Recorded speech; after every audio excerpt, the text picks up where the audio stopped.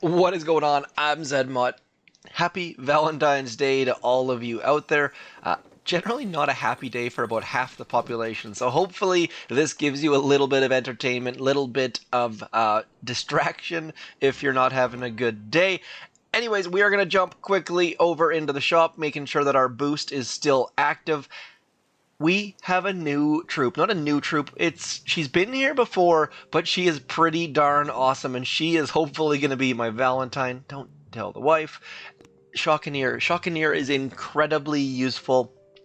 And one of the great things she's good at, is Redline. Redline Open is so good with her. She shocks all of the buildings in behind, and as a result, you can get some fantastic results. And yes, I just said as a result, get some results. You can tell it's an early morning here, doing this video first thing, which means that my mouth is not fully woken up yet. So I will be taking some quick pauses to shove some coffee into it, and hopefully we can get all sorts of goodness in this video. Now, we're going to start out with a main base, then we're going to move to warships, and warships, there is a critical detail I need to pass along to you guys. I made a huge mistake, not a huge mistake, just a fairly significant mistake on my first account. Did get it to Diamond and then just completely stalled, so if you're wondering what I'm doing here, just double checking all of my boost. Now we're going to get into the red line open. Now, as far as the red line open goes, most people go dead center between these rocket launchers. I find that makes the shocks not as easy. So what I do instead is I go right for this like corner of the barbed wire. Like you can see that little fence post there. That gives me a good visual representation. And then it's 1, 2, 3 rockets, and I only try and shock 3 at a time. I find if I try and shock 4 at a time, I will miss one of them and just make myself angry. So I go shock 3, shock the shock launchers and at least 2 more, and then bullet taunts this stuff, and then I shock 3 on the end. So generally just trying to make it so it's just shocking 3 rockets. I find it makes things far easier. And then out here, we have to make sure we've got our tribes boosted. The critters, fantastic. Now, tank life leech. If you are in a task force doing any kind of operation, even like I'd say below deep cut or so, make sure you boost the tank life leech. Now, if you're doing above, sure it'll work as well, but soloing things with that tank life leech, tanks with some bombardiers out behind you works incredibly well, and I was tempted to do it for this red line open, but then I saw all of the boom cannons. The boom cannons would absolutely destroy the tanks, so we are not going to do that. Let's get into this. Let's get this down. Now, I throw my flare right on top of that fence post, then you wait. I wait until it's at about half time, and what the reason for that is you want bullet to pop out as your smoke expires. If you send bullet too early, then what's going to happen is your smoke's going to expire, and then bullet's going to be standing there with its pants down, and you really don't want that. So now bullet's going to get there, he's going to do his taunt, and then all of the good things are going to happen. So I'm going to go, see that smoke timer? Here we go. We're going to go like, come on. 1, 2, 3, 4. 1, 2, 3, 4, and then I'm going to throw a shock there and a shock there, and then just shocking all of the things. Your bombardiers can take a little bit of damage. Don't have to get them perfect, and look at this. The Shockaneers in behind are just absolutely magical. Shocking all of the things. Bullet taking all of the shots from those shock launchers. Like, this is just so pretty. Shockaneers on that right hand side, keeping absolutely everything shocked. I absolutely love this. The fact that we're able to get in on those shock launcher on that left hand side. All of the rockets basically are gonzo. Need 4 more gunboat energy here pretty quickly, or we're going to be in a little bit. There we go. There's the taunt. Come on, taunt. Out you come, taunty taunt. Look at this. Just absolutely beast moding all of the things. Now, I don't have any damage on that right-hand side rocket, but the fact remains that those Shockaneers are keeping it down, so managed to get all of the shock launchers and all of the rockets in that first row, and now we're trying to get the rockets in that second row. So pretty darn beastly open, I think. Let's just have a quick peek to see what we managed to get. So up the front, there are 1, 2, 3, 4, 5, 6, 7, 8, 9, 10, 11, 12, 13, 14 rockets, plus 4 in behind, and the shock launchers. It's pretty rare to get the shock launchers because those grapplers tend to end up being a pain in the butt.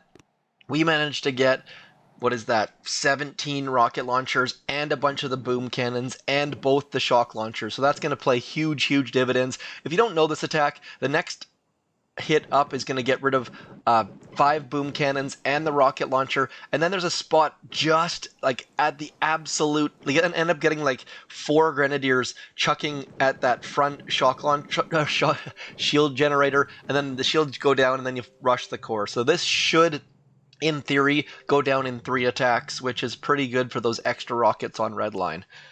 Anyways, we are going to jump into warships now, and this was my other account. This was the account that I said I made all sorts of tech mistakes on, and managed to get it up into Diamond. And you see, winning, losing, not getting all engine rooms all of the time, but getting them most of the time, getting a bunch of them, and then just absolutely failing on other times. So one quick note is, if you are not in Diamond yet, I am going to say right now, go unlock Riflemen. Rifleman node is incredibly, incredibly, incredibly useful, and if you don't have practice with rifles, you're not going to last in Diamond. So my other account, I managed to get in Diamond without rifles, and then it was just a complete and utter mess.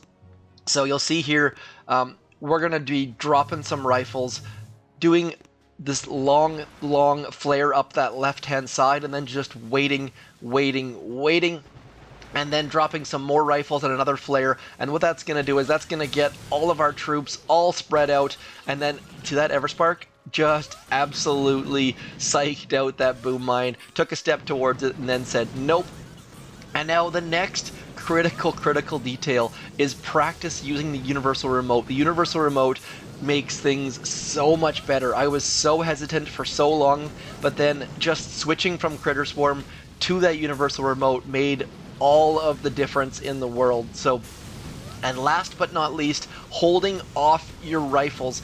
The longer you can hold your rifles off, the better you're going to be. And it is so incredibly hard to not drop them. But look at this, just cruising on in. They make things so much easier by dropping them super duper late.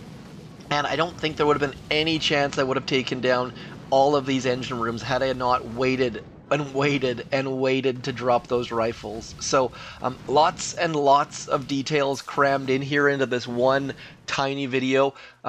Keeping those riflemen moving forwards, getting used to riflemen, because once you're in Diamond, it's too late to figure out riflemen. All of a sudden, people have extra prototypes and extra health, and it is not a good time to do it. So let's see if we can find. Look at that. That was my battle to stay in Diamond. The hammer, I felt terrible, winning by 1 second. Let's see if we can get 128. Okay. So again, this kind of base, I love. You just send your troops to the back left, and then some of them make it back, and some of them don't, and it works incredibly well. So, and then they end up wrapping and getting into there. So all you need is that flamethrower at the corner, universal remote doing wonderful things. All of our riflemen coming in late, so don't sleep on riflemen. I was hesitant. I thought I could get by on my other account without riflemen, and sure, managed to get to Diamond, but then what? You have to be ready. You can't learn new strategies in Diamond when you're right on the precipice. So, and people have more keys, more tokens, more upgrades simply because that Diamond chest is so massively amazing. 25 keys compared to, what do we get, in 20 in here, and something like 18 or 17 or even 15 back in Iron. So get your riflemen rocking and rolling. Do practice using riflemen. Practice holding them back, doing one boat at a time, slowly but surely.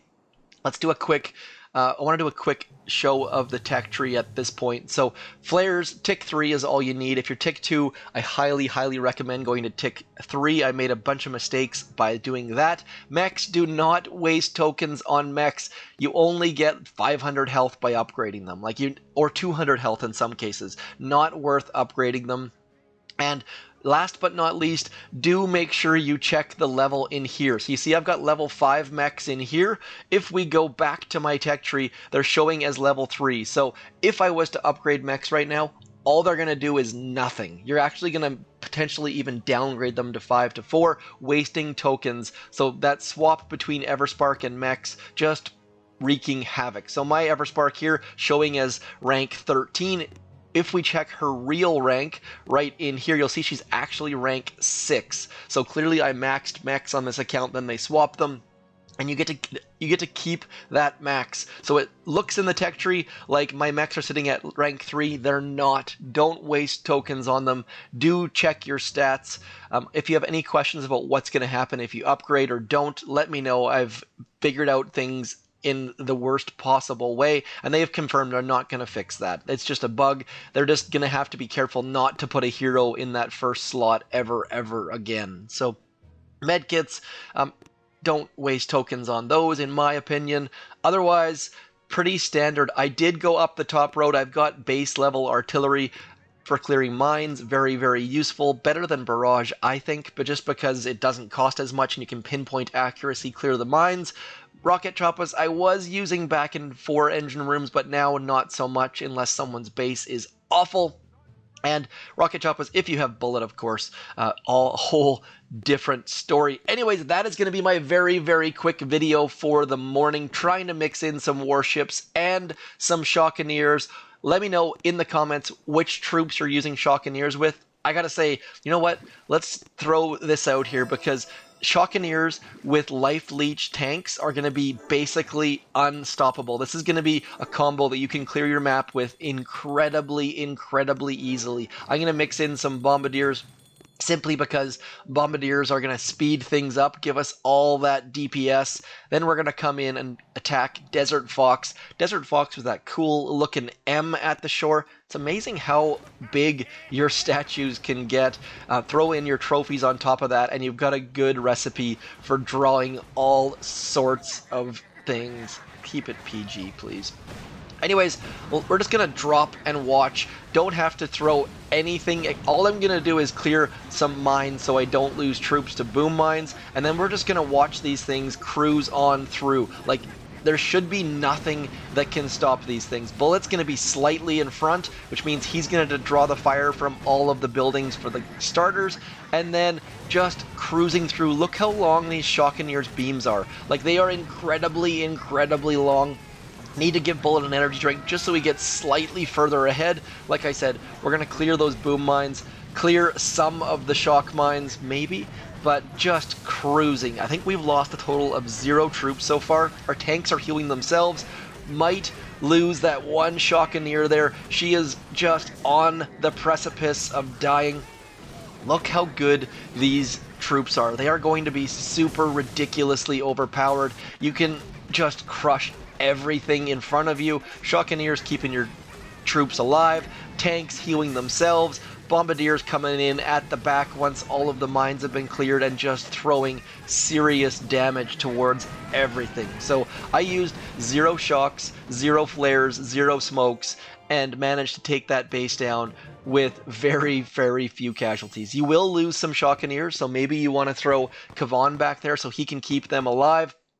But so strong. The Shockaneer is one of my favorite prototype troops. I know she doesn't do the crazy damage like the Lasertrons or like the Critter Cannons or like the Rainmakers, but as a support troop, she's probably my favorite.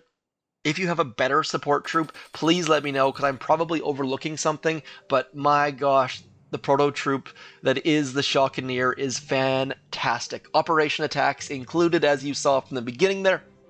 Anyways, looking at my stats, I noticed that almost none of you have clicked the subscribe bell. Do click that bell, please. Do consider subscribing to the channel. Consider throwing code ZMOT in the creator boost. Also, have a fantastic fantastic day. Hit me up in the comments on any of these topics, be it Valentine's Day or proto troops or warships. I shall talk to you soon. Thanks for coming in. I'm Zedmont. Peace.